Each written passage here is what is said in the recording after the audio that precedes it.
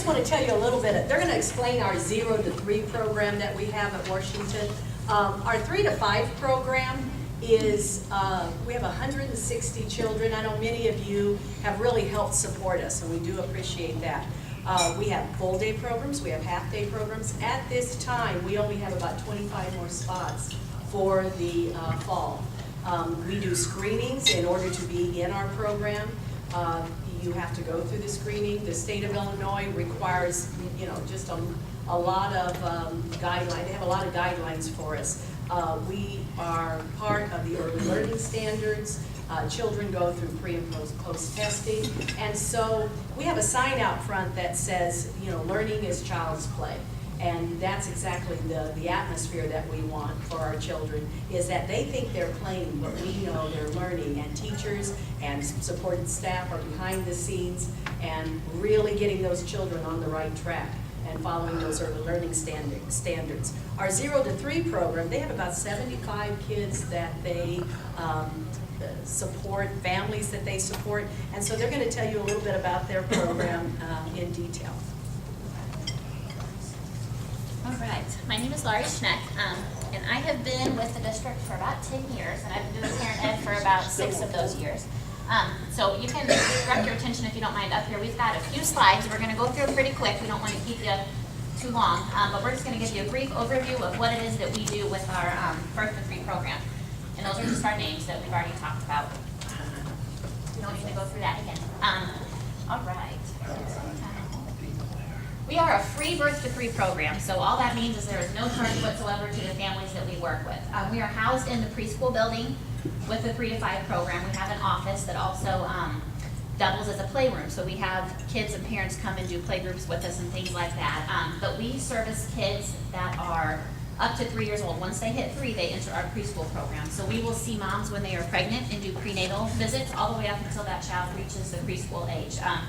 Usually if we're seeing them, they have one of these risk factors. They may be low income, they may be at risk of school failure, the child may have developmental delays, they may need some case management, social services that we can help provide them with. Those are the type of families that we typically see. How do we find our families? Basically, we a lot of times see the younger siblings of the pre-K kiddos. So if there's a 3 to 5-year-old in the school and we know that there's a younger sibling at home, we'll talk with that parent about getting them enrolled in our program. We get referrals from the Department of Children and Family Services. Any child abuse and neglect cases they will send our way, which is the program that helps with food for young families. We get referrals from them and other school districts. If we have kids that are transient that move from Wood River to East Alton, a lot of our low-income families move around a lot. You know, they try to skip out on rent, and so we work really closely with other districts as well.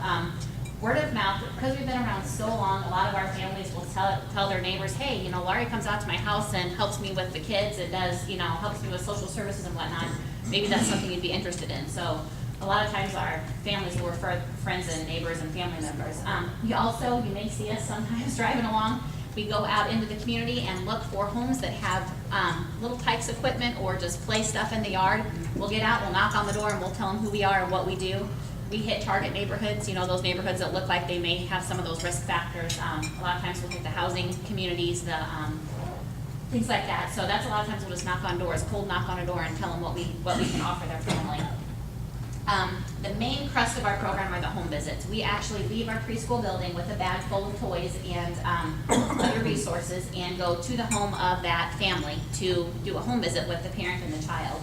We see a whole lot of things that, you know, prior to me doing this, I didn't even know existed. So it's been a real wake-up call. But we go in the home. We have a curriculum. We actually are trained in parents as teachers curriculum. We've been to a 2-week-long training, and we just got retrained again this past year. So basically when we go in, you know, it's not me just coming in and saying, I'm a mom and here's what I do with my kid. We actually have a curriculum that is research-based that we use with our families to talk about child development and different issues like sleeping and fighting and sibling rivalry, all sorts of things like that.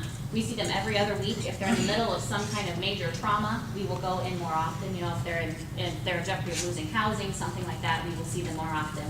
We always take in a toy. Our bag has a toy in it. The kid picks up on that real quick. They're not interested in me, they're interested in my bag because I got a toy in there. So they pretty quickly go for that bag when I get there. We screen the children. We have questionnaires we do with the parent that asks them, are you seeing your child doing this, this, this? It kind of helps us pick up on any kind of development issues the child might have so that we can refer them on to therapists that can help in the home. And then case management, you know, if they are in need of getting help with food, if they're in need of housing help, if they're, you know, any kind of family crisis, we will help with the case management as well. And basically with that case management, we have a service plan. We go in and ask them all sorts of questions. It gives us a good picture of what they need, and then we work on those needs throughout the school year. We help them identify goals they have. A lot of times these families are living, you know, day to day, and they don't set long-term goals, so we help them with that. What's something that you would like to see your family do? What's a goal you have? And then we help them figure out how to reach that goal for their family. And then something that I do is work with the high school, the East Alton Wood River High School, to deal with the young moms once they get pregnant. Girls at that age, of course, it's always typically an unwanted or unplanned pregnancy. And so a lot of times I will work with the school. There used to be a teen parent program that was housed at the old hospital there in Wood River that is now the Madison County Health Department. Yes, thank you. There's girls there that can choose to leave the high school and go to that setting and be schooled there so they're not walking along the halls pregnant. There's all pregnant girls there, and they can bring their children with them. So that will, for the first year, that allows those girls that would drop out since they don't have childcare to bring that child with them to school and get their diploma, which we all know can help them in the future. But I work really heavily with those girls. I get a lot of prenatal info. You know, here's what you should be eating, here's how the baby's developing, things like that. We do group meetings with them, and then I go one-on-one in the homes and visit with them as well. And we offer them play groups after school so that they can meet other teen moms in the area. All right, now Mary Jo is gonna. My segment is on our center-based activities, and we mentioned we're very fortunate to have our own room at Washington Rural Childhood Center, so we could do a lot of things there, such as play groups. And our play groups are fun, but the idea is to get the parents to interact with the children and really learn how to play with the child. But it's also educational because we have a different topic every play group. You know, be introducing shapes or colors or things like this. It helps relieve the social isolation. A lot of our parents are very isolated, are very socially either awkward or all the way up to social anxiety. It gets them out of the house, it gets them meeting other people and then interacting with their children. And a big plus is that we're getting those parents into the school. Many of them have not been successful in school themselves. So their attitude about school is not good. So it sets them up for looking at school, feeling comfortable there, comfortable coming, and having a positive attitude about school, about the child's school. We do workshops. For instance, we've had the nurse do first ever in our district CPR training for parents. She does it for staff, but we had a good turnout. How many did we have? 15, 16 parents that got their CPR certification. Through our school nurse, and we coordinated with Roxana. Their nurses came too to help us out.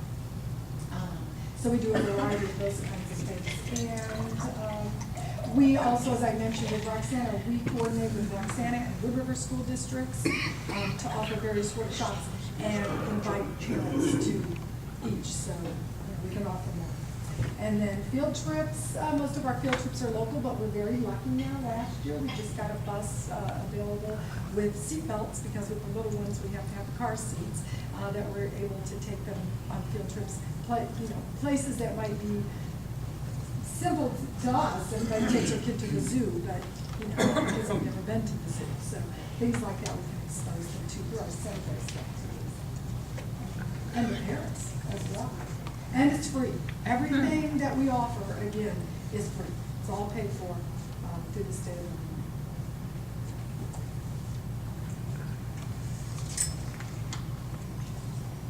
Oh, I forgot about family fun nights. Yeah, we do a lot of fun. We do a lot of educational things, but fun things as well.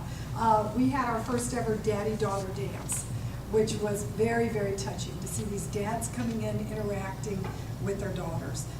But we'll do a lot of educational type of things too. And again, we always involve the whole family.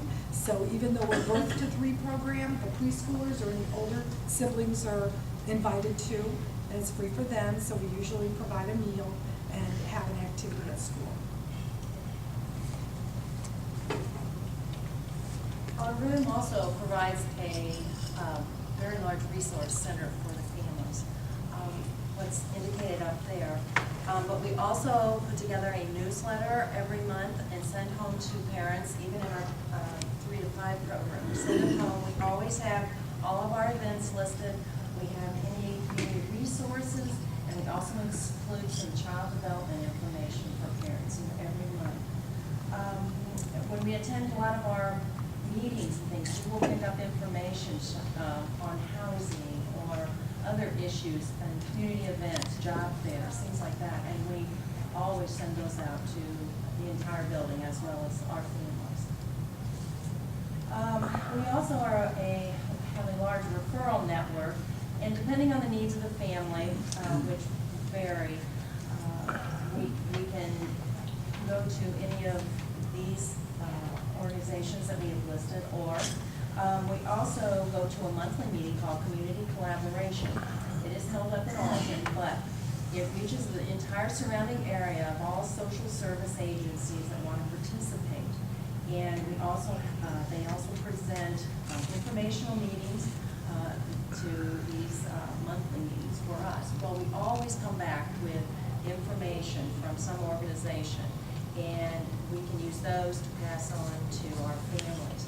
And also, we have a family that has certain needs, and we know someone in that organization can help us. We can call them and make that connection and find out the information. And it is wonderful support for us to help support our families.